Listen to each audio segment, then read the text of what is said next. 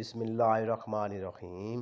अल्लाह ताला छींक को पसंद करता है क्योंकि वो बाज़ दफ़ा सेहत की इलामत है और जमाई को नापसंद करता है। इसलिए जब तुम में से कोई शख्स छींके तो वो अल्हम्दुलिल्लाह कहे। लेकिन जमाई लेना शैतान की तरफ से होता है, इसलिए जब तुम में से किसी को जमाई आए तो वो अपनी कुव्वत व ताकत के मुताबिक उसे रोके, इसलिए कि जब तुम में से कोई जमाई लेता है तो शैतान हंसता है। हज़रत उक़बा बिन आमिर रज़ी अल्लाह अन्हु कहते हैं कि मैंने रसूलुल्लाह सल्लल्लाहु अलैहि वसल्लम को सुना।